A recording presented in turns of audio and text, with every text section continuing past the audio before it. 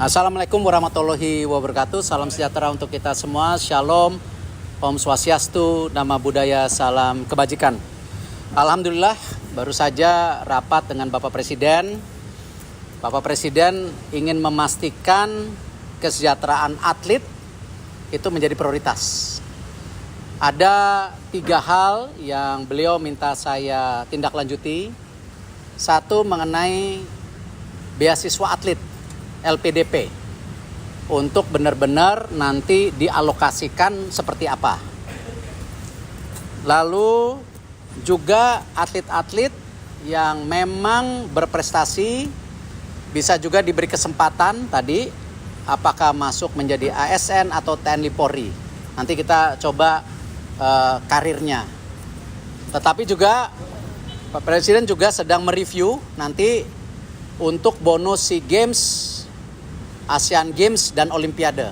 Saya yang ini angkanya belum boleh karena saya mesti konsultasi dulu dengan Kemenkyu. Karena ini kan kita mesti bikin rencana besar daripada anggaran negara.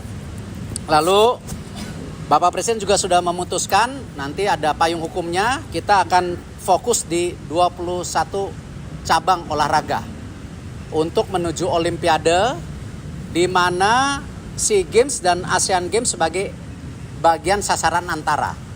Jadi semua seperti yang disampaikan tadi kepada saya dan saya juga sudah sampaikan ke semua cabur bahwa kita benar-benar harus efisien, tepat sasaran sehingga pengiriman atlet nanti tidak coba-coba lagi tapi benar-benar para tentu semua ada targetnya ya untuk cabur-cabur yang mengirimkan atlet seperti yang kita lakukan sekarang di SEA Games ataupun nanti Asian Games dan tentu Olimpiade.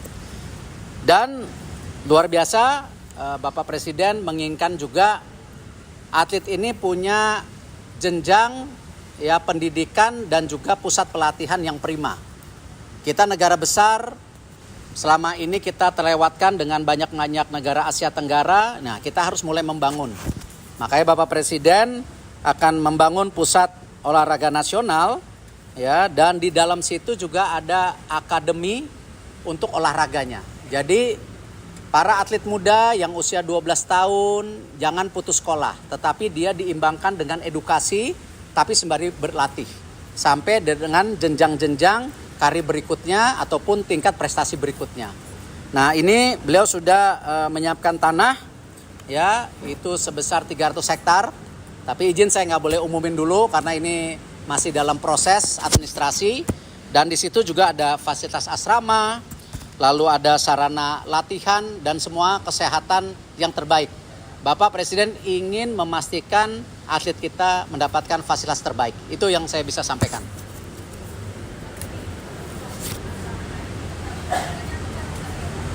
Tadi kan payungnya 21 cabang olahraga. Kalau yang akademi dia kan tentu punya asrama sendiri seperti sekolah unggulan atau Taruna Nusantara atau sekolah Garuda, itu seperti itu. Tapi ini memang lebih fokus kepada olahraganya nanti gitu. Pak, memang untuk atlet sendiri dalam datanya banyak kan sekarang tuh lulusan apa aja sih Pak, dan urgensi dari Pak Presiden memperhatikan hal ini apa Pak? Ya variatif karena kan kita tahu atlet ini pengorbanannya luar biasa. Meninggalkan keluarganya, mohon maaf kadang-kadang meninggalkan sekolah. Nah, ini yang kita harus pastikan jenjang karir mereka baik sesudah atau saat itu tidak boleh terputus. Salah satunya tadi mengenai program LPDP yang Bapak Presiden ingin luncurkan untuk olahraga. Ini luar biasa, dan kami juga masih juga menggodok yang pernah saya sampaikan tentu dana pensiun atlet yang Bapak Presiden minta, tapi ini masih mungkin proses 1-2 tahun. Tapi ini yang program yang harus dikejar saya untuk 1 tahun ke depan. Kenapa? Gini, sentra-sentra itu di provinsi harus ada nanti. Kita akan selaraskan. Ya, saya rasa paling tidak Indonesia dengan 38 provinsi ini mesti ada 6-8 sentra juga. Ya, yang memang kita harus dukung atlet-atlet di daerahnya sendiri. Nah, ini yang kita akan sinergikan. Jadi ada yang jenjangnya nasional dan internasional, tapi juga ada pembibitan yang memang dari daerahnya masing-masing. Nah ini kita harus rapikan, ini sejalan nanti bagaimana PON ke depan. Jadi memang salah satunya usulan kalau bisa PON ke depan itu bersamaan dengan SEA Games. Ya, jadi pas, jangan PON dengan Olimpiade. Karena sekarang tertingginya ini Olimpiade, Asian Games atau SEA Games sebagai sasaran antara. Ini yang nanti kita coba perbaikin, diskusi dengan tentu baik KONI ataupun dengan para cabang olahraga lainnya gitu. Masih dalam proses.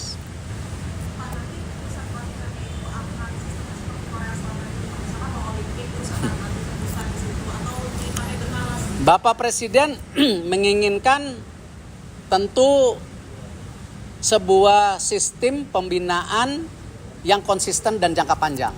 Kita memang bicara 2028. Tapi kan Olimpiade itu ada 2032, 2036 yang mungkin atletnya masih ya di kelompok umur.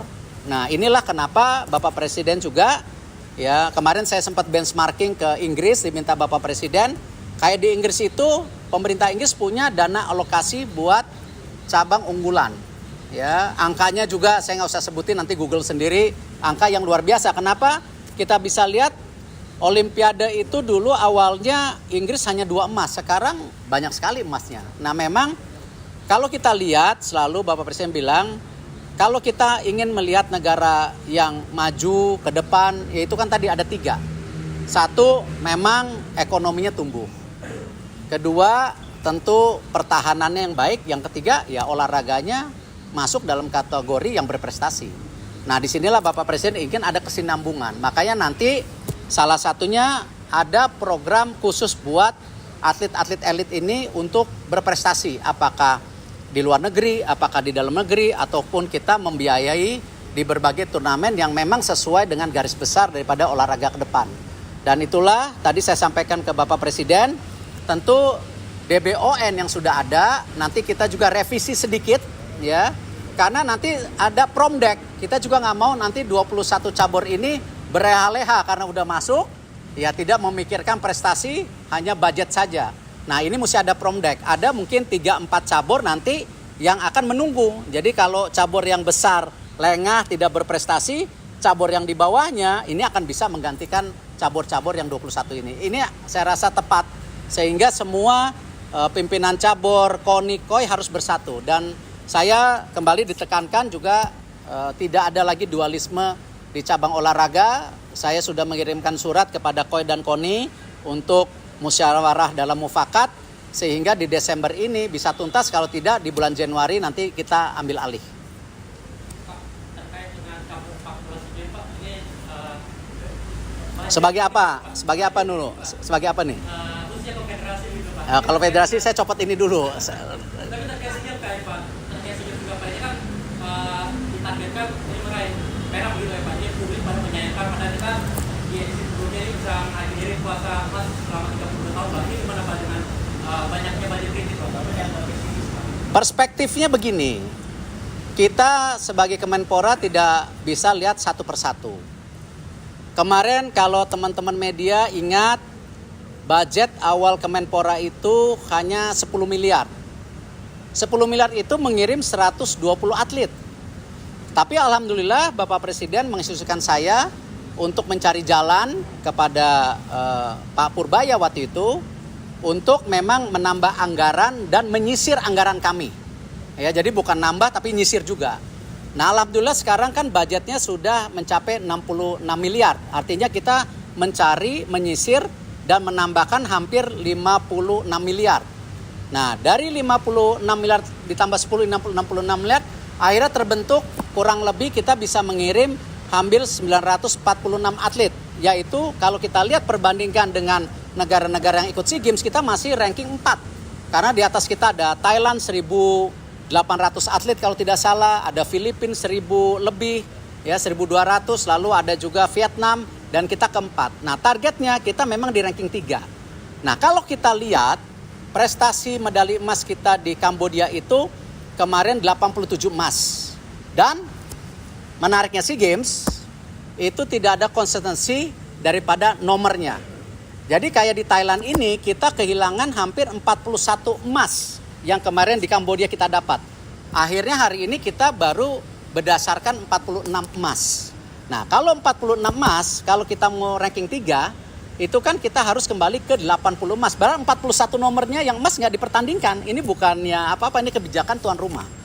Nah, disitulah kenapa kita melakukan evaluasi bersama cabur-cabur. Ya, apalagi kita sudah berikan leluasa untuk mendukung semua cabur dengan target-target medali tertentu. Ada perunggu, ada perak, ada emas. Ya, ini yang kita kumulatifkan.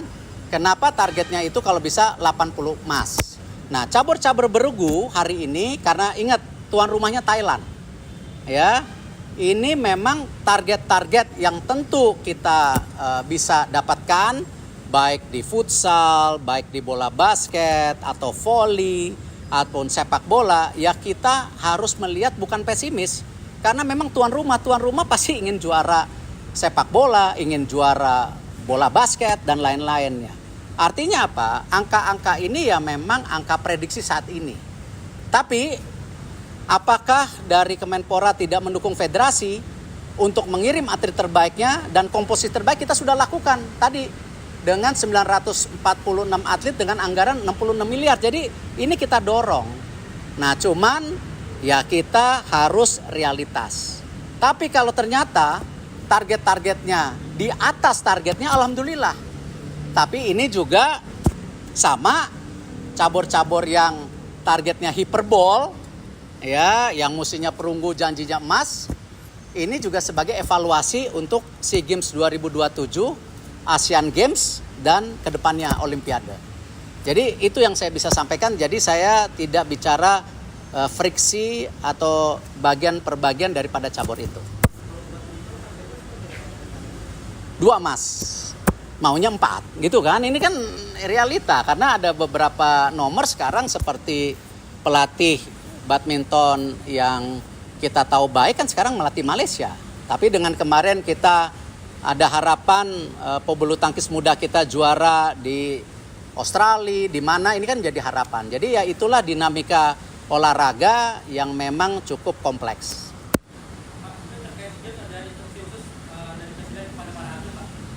Nanti kita tunggu ketika Bapak Presiden melepas secara resmi, kita tunggu tanggalnya.